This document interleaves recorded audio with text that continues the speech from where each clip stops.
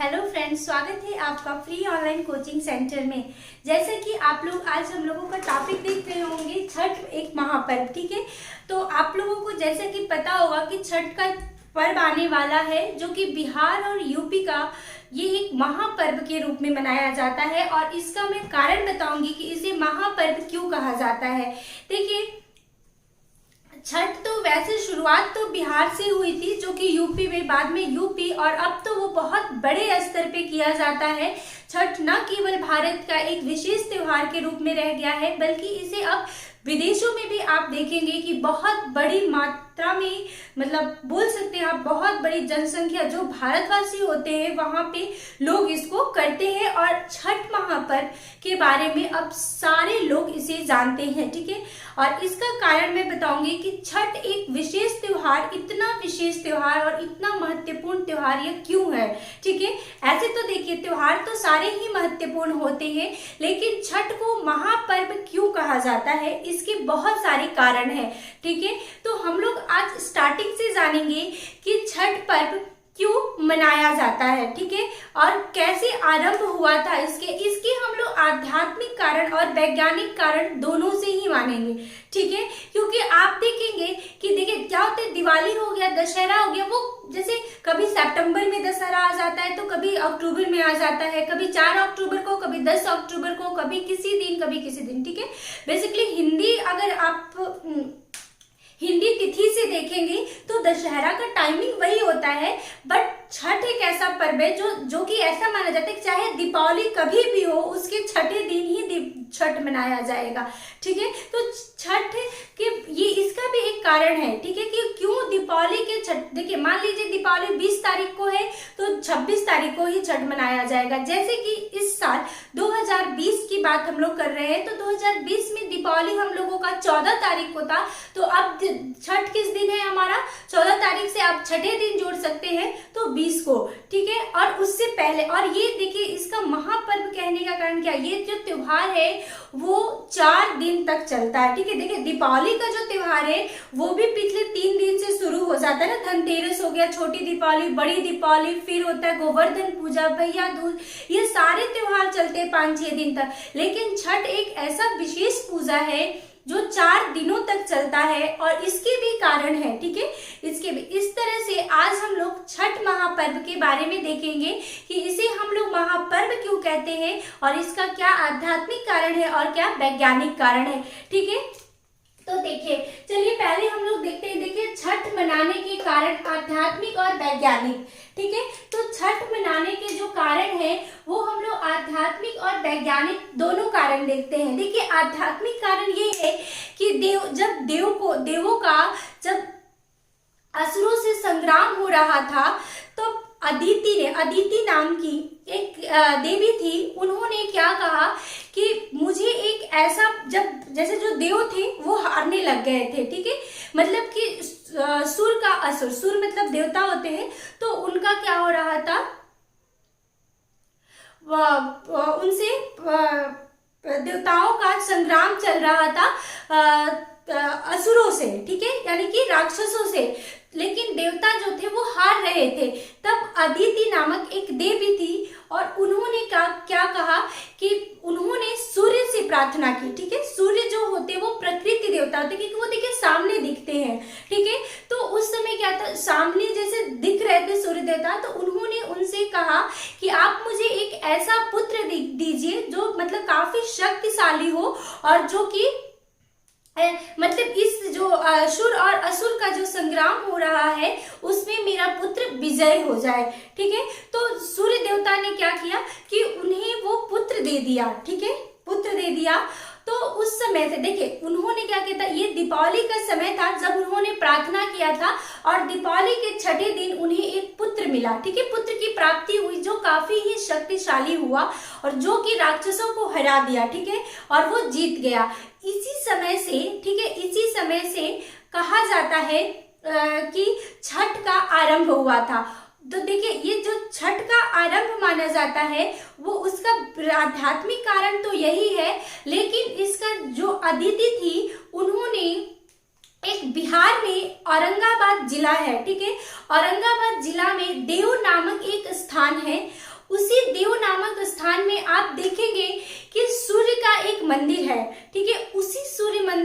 जाके अदिति ने प्रार्थना की थी, ठीक है, और वहीं पे उसे एक पुत्र की प्राप्ति हुई थी। इसी वजह से उस वहीं से माना जाता है कि छठ का आरंभ हुआ था, ठीक है। छठ का आरंभ भी वहीं से माना जाता है, बिहार, क्योंकि वो बिहार डिस्ट्रिक्ट से है, सॉरी बिहार राज्य में है और औरंगाबाद डिस्ट्रिक्ट है, ठीक है। तो देव नामक स्थान, इसीलिए उसका नाम ना देव, क्योंकि जो पुत्र हुआ था वो देव रूपी हुआ था, काफी शक्तिशाली था, इस वजह से उस स्थान का नाम ही देव दे दिया गया, ठीक है।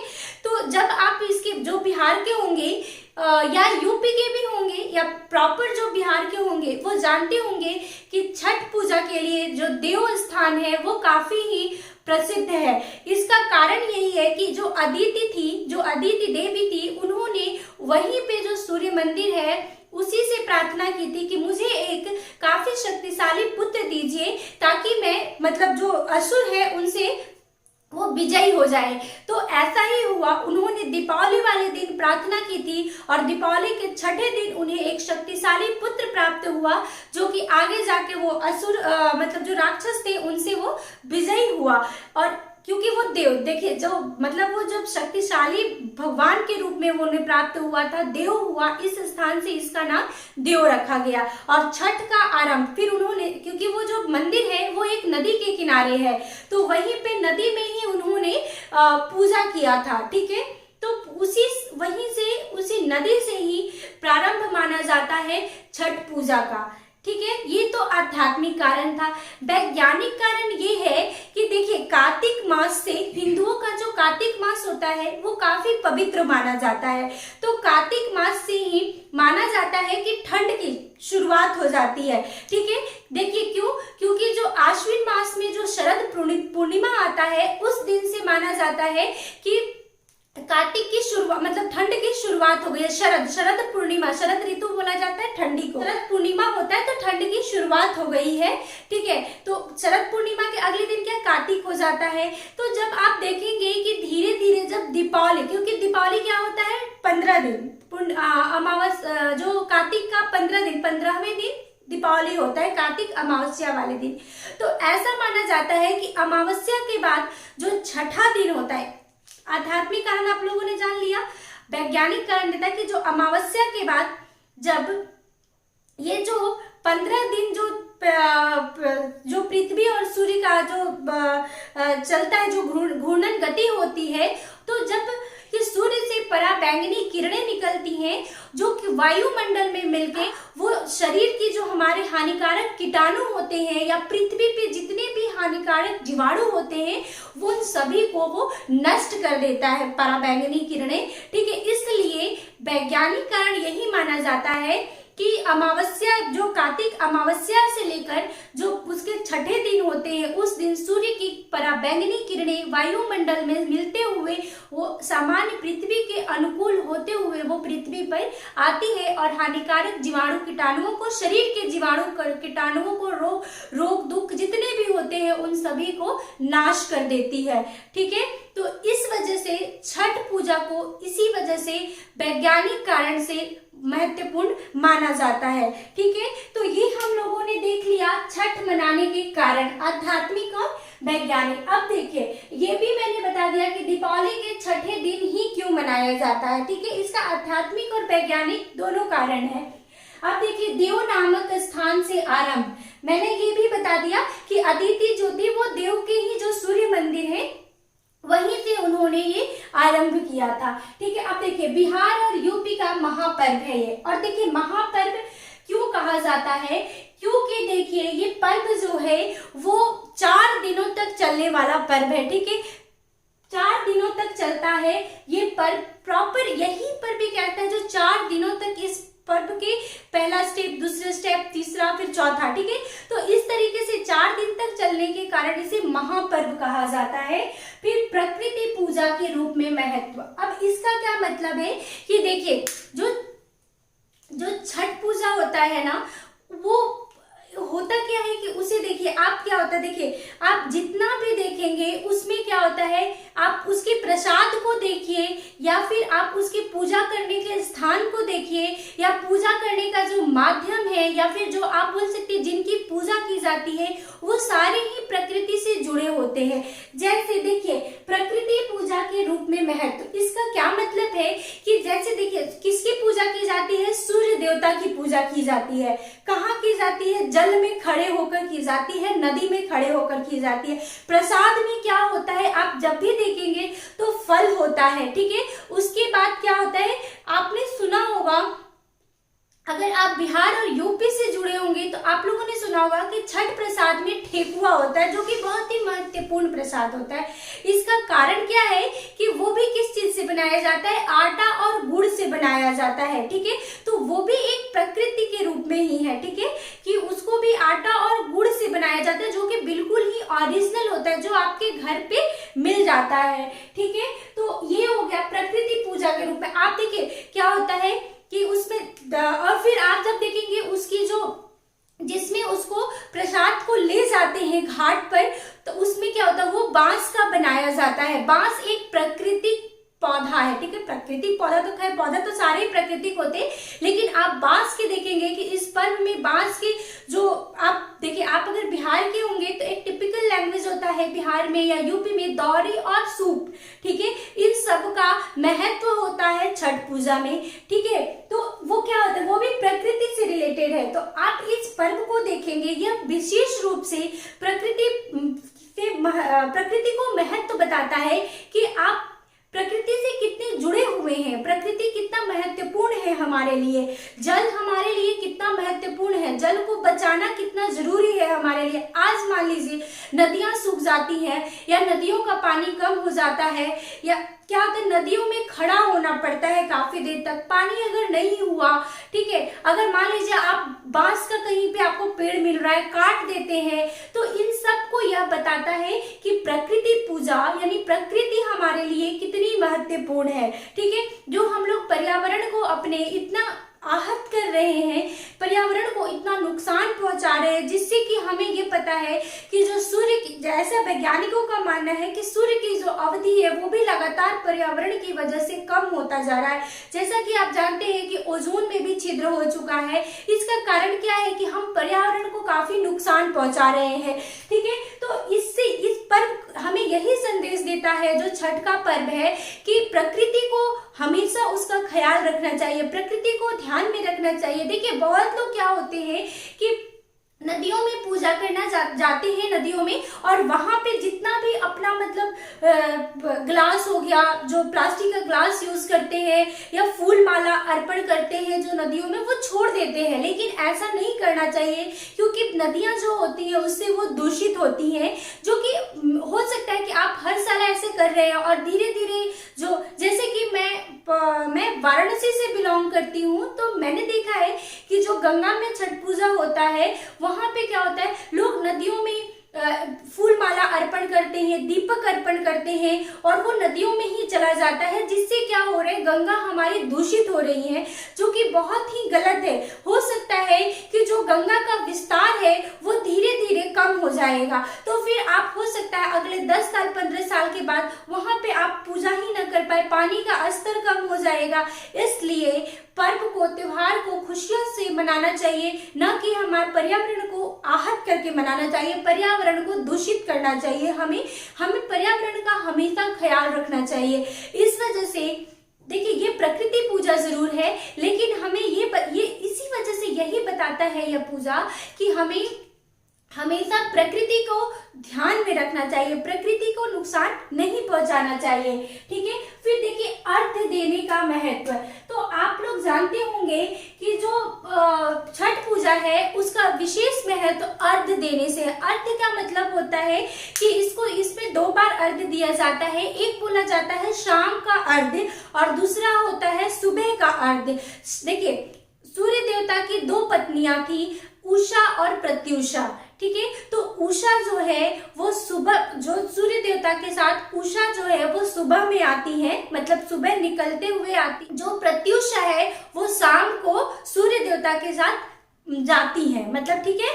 तो इन हमेशा देखिए आप जब देखेंगे कि जब जब किसी भी शादी हो जाती है जब किसी की, तो पूजा में हमेशा जिसकी भी पूजा करते हैं हम लोग, वैसे तो पूजा में क्या है कि हमेशा शक्ति के साथ पूजा किया जाता है, यानी कि जब पुरुष अगर पूजा कर रहा है तो उसकी स्त्री यानी कि जो उसकी वाइफ होती है, पत्नी होती है, यानी पति पत्नी दोनों को एक साथ पूजा करना चाहिए, ऐसा हिंदू मान्यता है। ठीक है, हिंदू मान्यता में क्या है कि पति पत्नी को साथ में पूजा करना चाहिए। इसीलिए देखिए, सूर्य देवता की दो पत्नियां हैं, उषा और प्रत्युषा। तो जो शाम को अर्घ्य दिया जाता है उस समय सूर्य की पत्नी प्रत्युषा रहती हैं। ठीक है, तो इसी वजह से शाम का अर्घ्य दिया जाता है और फिर सुबह में सूर्य देवता की पत्नी उषा रहती है। ठीक है, आप लोग जानते होंगे कि उषा जो सूर्य की सुबह की जो सूर्य उदय होता है उसे उषा भी बोला जाता है, उषा की किरणें बोला जाता है। ठीक है, तो उषा, ठीक है, तो इसमें क्या होता है कि सुबह का जो अर्घ्य दिया जाता है वो सूर्य देवता के साथ उनकी पत्नी उषा को अर्घ्य दिया जाता है। इस तरह से दो अर्घ्य का नियम बनाया गया है। ठीक है, और दो अर्घ्य दिया जाता है। ठीक है, अब देखिए, और अर्घ्य देने का विशेष महत्व मैंने बताया कि जल में खड़े होकर अर्घ्य दिया जाता है। इसका मतलब ही यही है कि हमें प्रकृति को ध्यान रखना चाहिए, हमें जल का संरक्षण पे ध्यान देना चाहिए। ठीक है, अब देखिए समभाव का महत्व, समभाव का महापर्व। इसका मतलब क्या है कि देखिए, आप लोग जब देखे होंगे कि छठ एक ऐसा पर्व है जहां पे आप चले जाएंगे अगर नदी के किनारे, किसी भी नदी के किनारे, चाहे जहां पे भी ये पर्व हो रहा हो, वहां अगर कभी मौका मिले तो जाइएगा। चाहे कोई भी वहां पे कौन गरीब है, कौन अमीर है, कौन छोटा है, कौन बड़ा है, कौन किस कास्ट का है, क्या ये जैसा कि हमारे, देखिए कास्ट को मैं नहीं मानती, लेकिन मैं एक आपको बात बता रही जो कि हमारे समाज में व्याप्त है, जिसको जातिवाद बोल सकते हैं आप, जाति प्रथा बोल सकते हैं आप। ठीक है, मैं तो नहीं मानती, लेकिन जैसे हम लोगों के समाज में व्याप्त है उसके लिए मैं बता रही हूँ आपको कि वहां पे जब आप नदी पे चले जाएंगे, जिसे हम लोग जो छठ पर्व जो करते हैं वो लोग, हम लोग उनको घाट बोलते हैं। तो जब आप वहां पे चले जाएंगे तो आप वहां पे देखेंगे कि जो छठ पर्व है वो वहां पे सारे लोग समान है, और सारे लोगों के पास, जैसे अगर कोई बड़ा लोग प्रसाद जो बनाया वही उसके पास भी होगा, वही उसके पास भी, वो भी नए कपड़े पहनेगा, वो भी नए कपड़े पहनेगा। तो आप ये देखिए कि प्रकृति हमें समान भाव से देखती है। ठीक है, आप प्रकृति की जब पूजा करते हैं तो आप समान भाव से करते हैं। ठीक है, यानी प्रकृति ने हमें समान बनाया है, मनुष्य ने उसे इसको बड़ा इसको छोटा बनाया है, लेकिन प्रकृति हमें समान रूप से देखती है। क्योंकि देखिए, छठ ही एक ऐसा पर्व है जिसमें आप देखते हैं, मतलब मेरा कहना है कि छठ ही एक ऐसा पर्व है जहां पे आप सभी लोगों को समान देखेंगे, जिसके आप चाहे कोई कितना बड़ा आदमी, कितना अमीर आदमी कर रहा है, उसके पास भी नए कपड़े होंगे, वो भी नए कपड़े पहनेगा, उसके पास भी उतना ही प्रसाद होगा जितना कि चाहे कोई गरीब करे चाहे छोटा करे। ठीक है, तो प्रकृति ने हमें समान बनाया है, वो तो हमारे समाज और हम जैसे जो मनुष्य हैं उन्होंने बड़ा और छोटा, गरीब और अमीर का बनाया है धारणा। ठीक है, तो जो कि गलत भी है। ठीक है, तो ये जो पर्व है वो समभाव पर्व है। समभाव मतलब समान भाव रखने वाला पर्व है, इसमें कोई गरीब अमीर, कोई छोटा बड़ा कुछ नहीं होता है। ठीक है, दूसरा देखिए सूती वस्त्रों का महत्व। तो जैसा कि आप लोग जानते होंगे कि देखिए सूती वस्त्र पहना जाता है, तो सूती वस्त्र का ही महत्व कि जो छठ करते हैं लोग, जो व्रत करते हैं वो कॉटन के ही कपड़े पहनते हैं। साड़ी हो गया तो बेसिकली वो साड़ी ही पहनते हैं। तो साड़ी क्यों पहनते, या फिर जो पुरुष भी करते हैं, बहुत बड़ी मात्रा में छठ पर्व को पुरुषों द्वारा भी किया जाता है। ये मैं आगे बताऊंगी कि क्यों किया जाता है। ठीक है, तो देखिए जो छठ पर्व होता है ना, वो उसमें सूती वस्त्र का ही उपयोग किया जाता है। इसका कारण ये है कि जो सूर्य की किरणें आती हैं वो हमारे, जो जैसा मैंने बताया कि पराबैंगनी किरणें वायुमंडल में मिलते हुए आती हैं और हमारे शरीर के अंदर प्रवेश करती हैं। तो क्या होता है, अब अगर आप किसी और तरह के कपड़े पहन लेंगे, लाइक सिंथेटिक होता है और सिल्क होता है, जो भी कपड़े होते हैं, जो भी कपड़े के फैब्रिक होती है, ठीक है। लेकिन आप क्या करेंगे, जब आप कॉटन पहनेंगे तो आपने सुना होगा कि कॉटन जो होता है वो सूर्य की किरणों को क्या करती है, वो अवशोषित करती है, मतलब वो हमारे अंदर तक जाती। देखेंगे पतला कपड़ा होता है सॉरी, सूर्य जो कॉटन के कपड़े होते हैं वो पतला होता है, मतलब इसी वजह से पहना जाता है उसको, ठीक है। और नए कपड़े ही क्यों पहने जाते हैं, आप जब देखेंगे कि जैसे कॉटन के कपड़ा पहना जाता है, तो जब कॉटन के कपड़े पहनने के बाद क्या हो जाता है, वो एकदम पतला हो जाता है, मतलब उसमें उसका जो सूती कपड़ा का जो था ना, वो सारे रेशे सब निकल जाता है, तो कॉटन निकल जाता है पहनते पहनते। तो इस वजह से भी महत्व बनाया गया है कि सूती कपड़ा हमेशा नए कपड़े पहनने चाहिए। और ये हमारी मतलब आप बोल सकते हैं हिंदू मान्यता भी है कि पर्व त्योहार, या फिर क्या हिंदू क्या सारे लोगों में ही बोल सकते हैं हम लोग कि पर्व त्योहार में नए कपड़े ही पहने जाते हैं। तो सूती कपड़े पहनने का मतलब बेसिकली यहाँ पे यही महत्व, सूर्य की किरणें प्रवेश करती है और जो भी हानिकारक कीटाणु होते हैं, जीवाणु होते हैं, वो सारे को नाश कर देता है सूर्य की किरणें, ठीक है। इस वजह से सूती कपड़े पहने जाते हैं। दूसरा देखिए लौकी भात। भात मतलब देखिए, अगर आप बिहार और यूपी के होंगे तो भात का मतलब बहुत अच्छे से जानते होंगे, वरना आपको अगर नहीं पता होगा तो मैं बता दूं, भात का मतलब चावल होता है, ठीक है। तो देखिए लौकी का मतलब तो सभी लोग जानते होंगे, जो लौकी सब्जी होती है, ठीक है। बहुत लोग, बहुत जगह इसको कद्दू बोला जाता है, बहुत जगह लौकी बोला जाता है, हरियाणा वगैरह में से घिया बोला जाता है, हरियाणा और राजस्थान वगैरह में, ठीक है। तो अलग अलग नाम है, बाकी आप बहुत लोग क्या सारे लोग जानते ही होंगे कि लौकी एक सब्जी है, ठीक है। तो लौकी भात का महत्व, तो जब जैसे मैंने आपको बताया कि यह पर्व 4 दिनों तक चलता है, तो जो पहला दिन होता है वो लौकी भात होता है। तो जैसे कि मैंने आपको बताया कि ये प्रकृति से जुड़ी हुई है, ठीक है।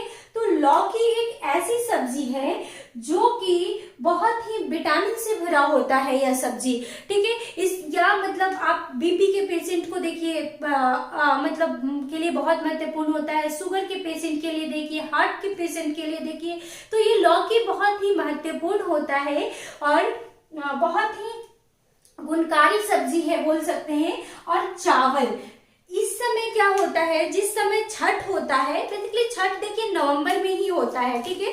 तो जब छठ होता है तो वो बहुत रेयर होता है, रेयर क्या मतलब होता ही नहीं है, स्टार्टिंग नवंबर, बीच नवंबर, या फिर आप लास्ट नवंबर बोलिए, कभी नवंबर में ही होता है छठ, ठीक है।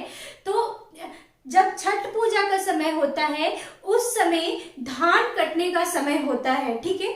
धान को मतलब निकाला जाता है खेत में से, तो उस समय नया चावल आता है, ठीक है। तो उस चावल को मतलब ये देखिए, ये यहाँ पे भी प्रकृति से ही रिलेटेड है कि आपको नया चावल के उसी दिन से खाने को कहा जाता है, क्योंकि धान उसी समय ही, छठ के समय ही धान या तो कहीं कट रहा होता है या कहीं कट गया होता है। अगर नहीं भी होता तो अगर आपके घर पे चावल है, मतलब खेती हो रही है, तो भी आपको नया चावल लाना ही है, ठीक है। तो लौकी भात का मतलब यही है कि लौकी की सब्जी और उसके साथ चावल और उसके साथ कोई रिफाइंड तेल ये सब नहीं, घी के साथ बनाना है। तो ये भी देखिए घी कहाँ से हमें मिलता है, गाय के दूध से, भैंस के दूध से, जो कि प्रकृति से रिलेटेड है, समझ रहे ना आप। तो फिर इसमें भी क्या होता है, यहाँ पे भी मैं लिख भी देती हूँ घी के साथ, ठीक है, घी के साथ, ताकि आप लोगों को अच्छे से समझ में आ जाए। तो देखिए लौकी चावल घी के साथ बनाया जाता है, तो इसका भी यही महत्व है कि घी को क्या सबसे शुद्ध चीज माना जाता है, ठीक है। अगर आप दूध लेते हैं घर पे, या आपके घर पे गाय है खुद की, तो आप क्या उससे दूध का जो मलाई होता है उससे भी घी निकालते हैं लोग, ठीक है। तो आजकल तो बाजार में तो बहुत ही मिलावट आता है, बट आप घर पे निकालते हो वो शुद्ध होता है। तो घी क्या होता है, बिल्कुल शुद्ध चीज होता है, ठीक है। और ऑयल वगैरह अगर आप लेते हैं, कुछ भी लेते हैं, तो वो मिलाया हुआ रहता है। और ऑयल वगैरह रिफाइंड, रिफाइंड क्या होता है, रिफाइंड का मतलब भी होता है कि उसको रिफाइंड किया हुआ, उसको बहुत बार उसको रिफाइंड किया जाता है, ठीक है। तो इससे ये क्या होता है, ये सारी चीजें ओरिजिनल नहीं होती हैं, और घी जो होता है वो काफी ओरिजिनल माना जाता है। और क्योंकि यह गाय के दूध या भैंस के दूध से बनाया जाता है, तो इससे क्या होता है, ये हमें प्रकृति से जोड़कर देख सकते हैं। ठीक है, अब देखिए खरना। अब देखिए मैंने बताया कि पहले दिन लौकी भात होता है, दूसरे दिन खरना होता है। देखिए खरना का क्या मतलब होता है, खर प्लस अन्न से बना है। ठीक है, खरना जो है ना वो खर प्लस अन्न से बना है। देखिए खर क्या होता है, खर का मतलब होता है, आप लोग हिंदी में भी जानते होंगे। देखिए ये कोई भोजपुरी या बिहार या यूपी का वर्ड नहीं है, खर एक हिंदी वर्ड है। खर का मतलब होता है उपवास टाइप का। ठीक है, खर है, खर का मतलब आप जब अगर हिंदी पढ़े होंगे तो आप जानते होंगे खर का मतलब उपवास, या उपवास भी बोल सकते हैं या फिर बोल सकते हैं खाली। ठीक है, खाली, खर का मतलब खाली। या फिर मैं एक और आपको वर्ड बता सकती हूँ, उपवास। उपवास तो मैंने व्रत के सेंस में बोला है। खर मतलब बोला जाता है ना कि ये चीज खर, खर मतलब बिना जल बिना अन्न। ठीक है, ग्रहण किए जो चीज होता है उसको हम लोग खर बोलते हैं। ठीक है, बिना जल और बिना अन्न। ठीक है, बिना जल और बिना अन्न के ग्रहण किए जो चीज होता है वो खर होता है। ठीक है, ये हमें चीज खर करना है। आप जब बिहार यूपी से रिलेटेड होंगे तो आपने सुना होगा कि लोग बोलते हैं कि ये खर किया जाता है, कोई भी व्रत होता है ना, तो जैसे कि मतलब हम लोग भी अपने घर में देखे हैं कि जो भी हम लोगों की माँ भाभी जो भी होती हैं वो सारे लोग क्या बोलते हैं कि ये चीज खर करना है। खर का मतलब कि वो चीज बिना जल और बिना अन्न ग्रहण किए करना है, तो वो क्या होता है खर। और मैंने बोला खर ना, ये दो संधि विच्छेद अगर आप करेंगे तो खर प्लस अन्न, मतलब कि बिना जल और पानी का करना है, उसके बाद अन्न ग्रहण करना है। तो अन्न ग्रहण करने में क्या बनता है मैं ये बता दूं आपको, खीर बनता है और रोटी बनता है। देखिए रोटी को भी ना बोला जाता है खर। खर का मतलब क्या, इस पे घी वगैरह कुछ नहीं लगाना है। ठीक है, तो ये हो गया खीर प्लस रोटी खाना है आपको। खर रहने के बाद अन्न ग्रहण करना है, खीर और रोटी। अब देखिए खीर भी किस चीज से बनता है, दूध और चावल से बनता है। तो चावल का मैंने यहाँ कॉन्सेप्ट बताया कि जो नया चावल आता है, अभी जो नया अनाज आता है खेत से, तो उसका खीर बन गया। दूध भी हमें प्रकृति रूप से मिल रहा है, और रोटी भी जैसा कि आप जानते हैं कि गेहूं का आटा वो भी प्रकृति से रिलेटेड है। ठीक है, तो ये देखिए आप यहाँ पे मैं जितना भी आपको बताऊंगी वो सारा आप देखेंगे कि ये जो पर्व है वो टोटली प्रकृति पे निर्भर करती है। ठीक है, आपको हर चीज अपनी प्रकृति से जो चीज मिल रही है वो चीज ही आपको इसमें उपयोग करना है, इस त्योहार में, इस पर्व में। ठीक है, अब देखिए खरना का महत्व मैंने बता दिया। अब देखिए इसमें देखिए खरना में क्या होता है, पूरे दिन लोग बिना जल बिना अन्न के रहते हैं, पानी भी नहीं पीते हैं, कुछ खाते भी नहीं है, और शाम को वो क्या करते हैं, स्नान वगैरह करने के बाद और वो एकांत जगह पे ना, शांत, जहाँ पे कोई शोर शराबा ना हो, एक किसी रूम में या कहीं बाहर स्पेस हो तो कहीं छत पे, कहीं पे भी, मतलब बिल्कुल शांत जगह पे वो अन्न को ग्रहण करते हैं। और अन्न में यही खीर और रोटी रहता है जिसे हम लोग खरना का प्रसाद कहते हैं। ठीक है, और मैं एक सबसे अच्छी चीज बता दूं कि ये सारी चीजें जो बनती हैं, चाहे ये लौकी भात हो, चाहे यह खीर रोटी हो, वो ये मिट्टी के चूल्हे पे बनती है। ठीक है, ये भी देखिए ये बहुत ही खूबसूरत चीज है। ठीक है, ये मिट्टी के चूल्हे पे बनता है। ठीक है, और मिट्टी के चूल्हा आप लोग जानते हैं कि आजकल ऐसा कोई जगह नहीं है जहाँ गैस ना हो। आजकल तो इतने सारे स्कीम भी चल गए हैं जहाँ पे आपको गैस लेना ही लेना है, लेकिन ये देखिए ये मिट्टी के चूल्हे पे बनता है। ठीक है, ये सारे प्रसाद जो है, ये चावल लौकी भात वाला जो है वो भी, या खीर रोटी वाला जो है खरना जिसे हम लोग बोलते हैं, वो सारे मिट्टी के चूल्हे पे बनते हैं। तो आप देख सकते हैं कि कितनी खूबसूरत चीज है जो हमें प्रकृति को संरक्षण करने के लिए बता रहा है। और इसमें भी क्या है कि मिट्टी के चूल्हे में भी आपको क्या करना है, लकड़ी से बनाना है, मतलब जो लकड़ी को चूल्हे में जला के बनाया जाता है उससे बनाना है। ठीक है, तो आप ये देख सकते हैं कि जो छठ महापर्व है वो हमें किस तरीके से प्रकृति को संरक्षित करने का हर साल संदेश देती है। लेकिन लोग ऐसा बहुत कम कर पा रहे हैं, क्योंकि जब हम लोग घाट पे जाते हैं तो हम लोग देखते हैं, जैसे हमारे यहाँ भी छठ छठ का पर्व होता है तो हम लोग देखते हैं कि वहां नदियों में लोग फूल माला अर्पण करते हैं, छोड़ देते हैं, दिए जलाते हैं, लोग छोड़ देते हैं। ये गलत है, ये पूजा करने का कोई सिस्टम नहीं है।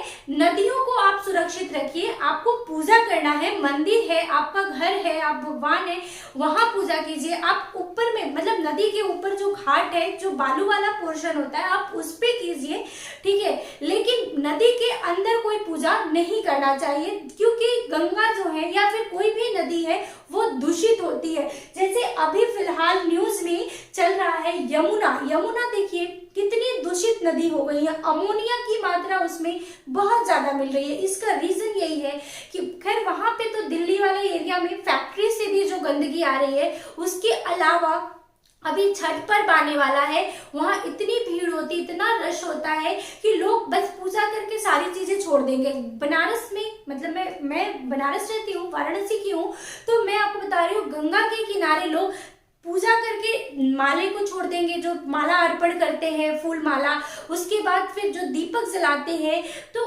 लोग क्या करते हैं, लोग पत्ते पे दीपक जलाते हैं, लोग प्लास्टिक के ऐसे बाउल टाइप का होता है उसमें दीपक जलाते हैं, जिससे गंगा कितनी दूषित होती है।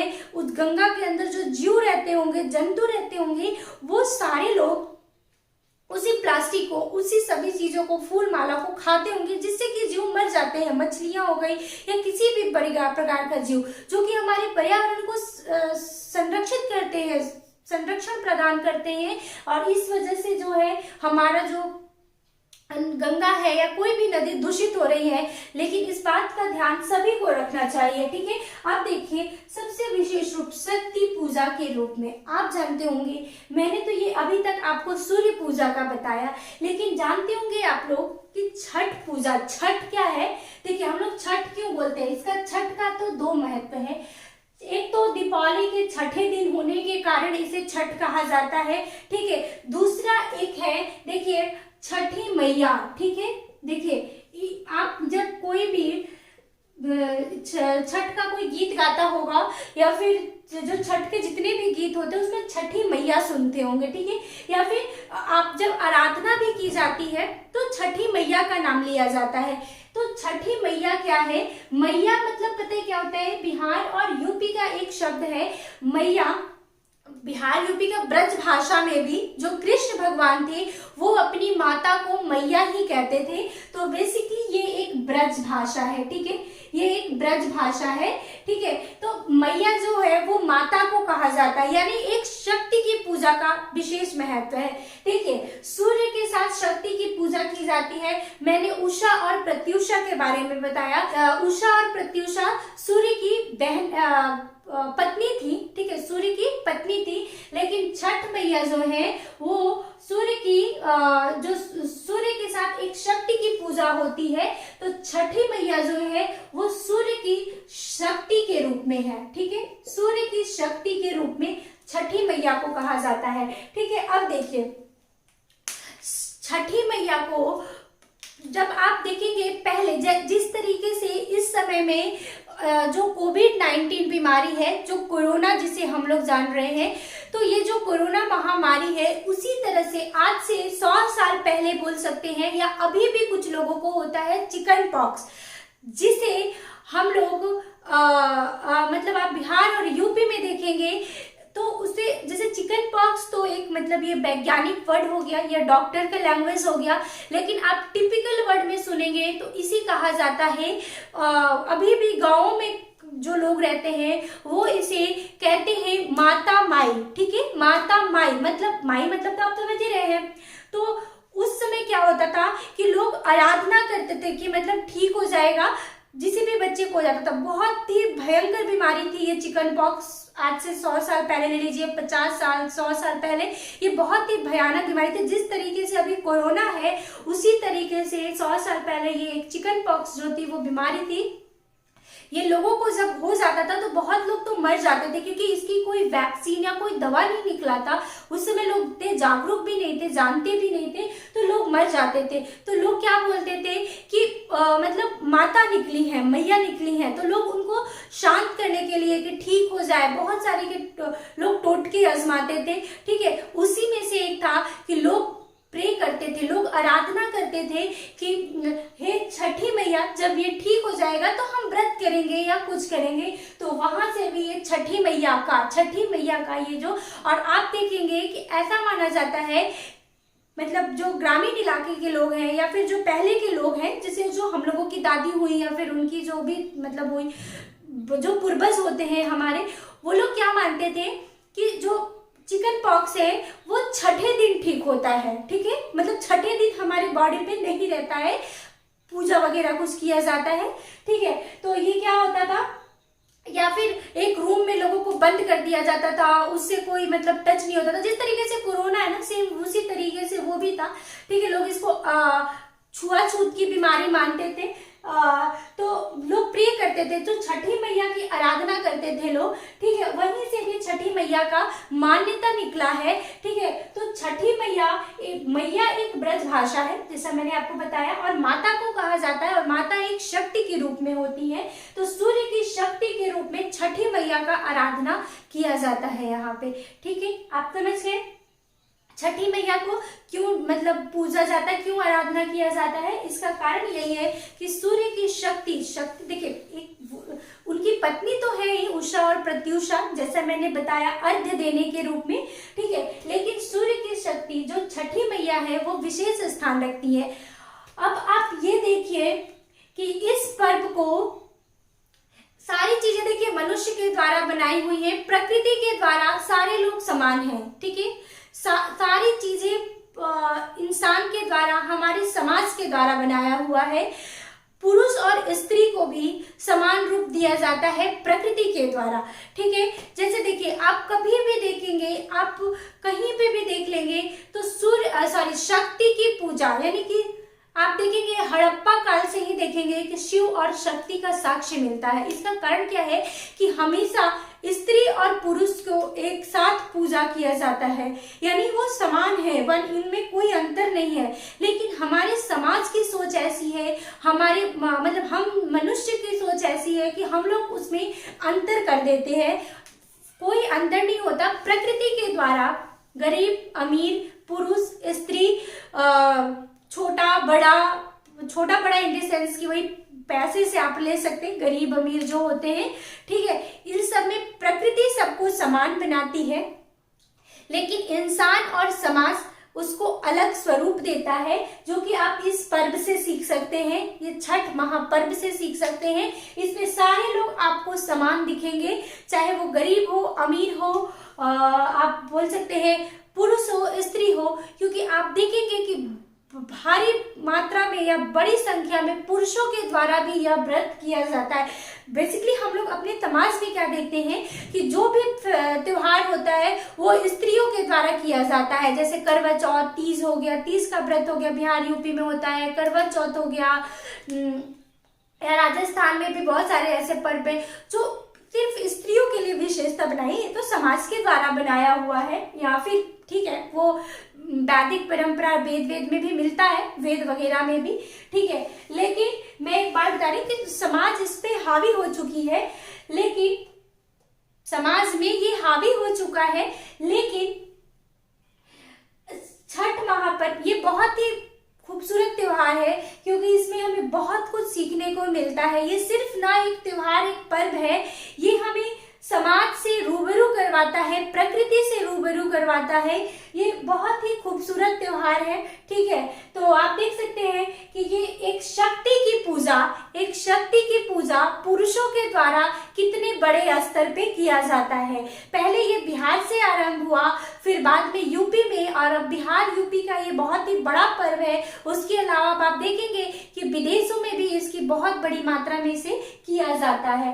अब देखिए, जैसे मैंने आपको बताया कि बांस से भी वस्तुओं का प्रयोग, ठीक है, बांस से बनाए वस्तुओं का प्रयोग, ठीक है, बांस से बनाए वस्तुओं का प्रयोग मैंने बता दिया कि इसमें जो दौरी होता है, सूप होता है, दौरी सूप मतलब जो प्रसाद रखने का सामान होता है ऐसे गोल टाइप का, उसको दौरी कहते हैं, और सूप होता है तो वो बांस का बनाया होता है, जो कि हमें प्रकृति से मिलता है। ठीक है, उसके बाद देखिए अब आप देखेंगे बहुत कम जगह बांस का पेड़ मिलेगा आपको। इसका कारण क्या है, हम लोग अपने पर्यावरण को क्षति पहुंचा रहे हैं, जो कि बहुत ही गलत है। ठीक है, अब नदियों का महत्व मैंने बता दिया। नदियों का महत्व भी इसमें, इस पूजा में ऐसा माना जाता है कि यह जो पूजा है वो नदियों में ही किया जाता है, पानी में खड़े होकर किया जाता है। तो इससे क्या होता है, हमें नदियों का महत्व बताता है कि नदी को हमें दूषित नहीं करना चाहिए, नदियों को हमें गंदगी नहीं फैलानी चाहिए। ठीक है, तो इस वजह से नदियों का महत्व तो इसी दिन सिर्फ क्यों बढ़ता है, ऐसा तो है नहीं, नदियों का हमेशा महत्व है हमारे जीवन में। लेकिन यह पर्व देखिए हमें यह सिखाता है कि हमें अपनी प्रकृति का संरक्षण रखना चाहिए, हमें अपनी प्रकृति को सुरक्षित रखना चाहिए, क्योंकि प्रकृति जो है वो सभी को समान रूप से बनाई है, सभी को समान रूप से देखती है। ठीक है, तो इसीलिए हम देख सकते हैं, आपको मैंने जितने भी एग्जाम्पल दिया वो आप देखिएगा कि सभी में इसका प्रकृति के द्वारा समभाव से देखा गया है। जैसा मैंने बताया, समाज की हमारी जो विचार है वो अलग हो जाते हैं। ठीक है, आस्था का पर्व है। अब जैसे देखिए, ये मैंने बताया कि पहले और ये बिहार और यूपी में किया जाता था, अब विदेशों में ऐसा नहीं कि विदेशी में भी करते होंगे, ठीक है, कुछ लोग प्रभावित होकर, लेकिन ये ऐसा आस्था है जो आप कहीं पे भी रहे, इसको आप कहीं पे भी कर सकते हैं। तो ये विदेशों में भी लोग रहते हैं, जो भारतवंशी लोग होते हैं वो वहां जाके भी अपने पर्व को बहुत अच्छे से करते हैं। ठीक है, गीतों का महत्व आप देखेंगे कि इस पर्व में, ठीक है, आपके दीपावली में देखिए गीत नहीं होता है, दशहरा में गीत नहीं होता है, और भी होली में गीत नहीं होता है, लेकिन होली का गीत होता है वो गाँव वगैरह में गाया जाता है। लेकिन मैं एक फेस्टिवल के रूप में कह रही हूँ कि गीतों का इसमें बहुत महत्व है। इस गीतों में देखिए, गीतों में आपने क्या देखा होगा, सूर्य भगवान का नाम लिया जाता है, और सूर्य का एक और नाम क्या है, आदित्य। ठीक है, तो आदित्य भगवान का नाम लिया जाता है गीतों में। ठीक है, एक और नाम आपने सुना होगा, दीनानाथ। ठीक है, दीनानाथ, देखिए दीनानाथ, गीतों में दीनानाथ का नाम लिया जाता है। दीनानाथ मतलब क्या होता है, दीनों का नाथ। इसका मतलब ये है, दीनों का नाथ मतलब कि क्या हुआ, दीन मतलब क्या होता है, गरीब। ठीक है, इसका मतलब ये होता है, ये ऐसा नहीं कि गरीब मतलब जिसके पास पैसे नहीं है, इसका भगवान तो सभी के हैं ना, सूर्य भगवान तो सभी के हैं, तो इसका मतलब ये हुआ कि जो भी इंसान है वो सभी के नाथ हैं सूर्य भगवान। ठीक है, नाथ मतलब भगवान, यानी कि गरीब मतलब कि भगवान ने सबको एक जैसा बनाया है। ठीक है, पैसा हम लोग धरती पे आके कमाते हैं, गरीब अमीर सब हम लोग यहाँ आके बनते हैं, भगवान ने सबको एक साथ बनाया है और एक जैसा बनाया है, और वो सभी के नाथ हैं या भगवान है।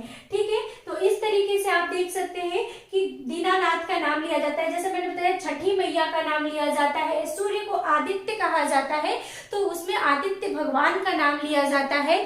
ठीक है, तो इस तरीके से आप देख सकते हैं कि जो छठ का महापर्व है वो किस तरीके से समाज में शक्ति का अस्तित्व, नारी का महत्व बताता है, किस तरीके से हमें प्रकृति से जोड़ता है, किस तरीके से प्रकृति को संरक्षित करने को, सुरक्षित करने का यह छठ महापर्व हमें संदेश देता है। तो इस तरीके से देखिए, ये जो त्योहार है वो न सिर्फ एक पर्व या महापर्व क्यों कहा जाता है मैंने बताया आपको। तो इस त्योहार को ना एक आप त्योहार और महापर्व के या पर्व के दृष्टिकोण से देखिए, इसे आप देख सकते हैं कि यह हमें प्रकृति को संरक्षित रखने के लिए, सुरक्षित रखने का संदेश देता है यह छठ। और इस छठ का विशेष महत्व इसी वजह से है। ये जो छठ महापर्व है वो पूरी तरीके से ये जुड़ी हुई है, प्रकृति पे निर्भर करती है। ठीक है, अगर हम प्रकृति को संरक्षित रखेंगे तो इस तरीके से हम लोग इस त्योहार को बहुत अच्छे से और बहुत सुंदर तरीके से सेलिब्रेट कर सकते हैं। ठीक है, तो इस तरीके से हम लोग देखते हैं कि जो छठ का पर्व है वो आप देख सकते हैं, प्रसाद हो गया। प्रसाद में क्या होता है, जब देखिए आप प्रसाद में भी आप देखेंगे कि जितने भी फल होते हैं वो सारे इसी सीजन का फल होता है, मौसमी फल बोला जाता है जिसे। इसका क्या मतलब है, अगर आप गर्मी का फल ले लेंगे तो इस मौसम में क्या होगा, गर्मी का फल मतलब क्या, उसको पकाया जाएगा, इंजेक्शन देके, जो कितनी सारी दवाइयां आती है, इसका मतलब है कि वो प्रकृति ने नहीं बनाया, उसके लिए वो अनुकूल नहीं है, वो प्रकृति उसके लिए उस समय अनुकूल नहीं है। इसका मतलब है कि मनुष्य द्वारा उसको बना दिया गया है, फल को पका दिया गया। देखिए मैंगो नहीं होता है क्योंकि मैंगो क्या होता है, आम क्या होता है, वो फल गर्मी के सीजन का है।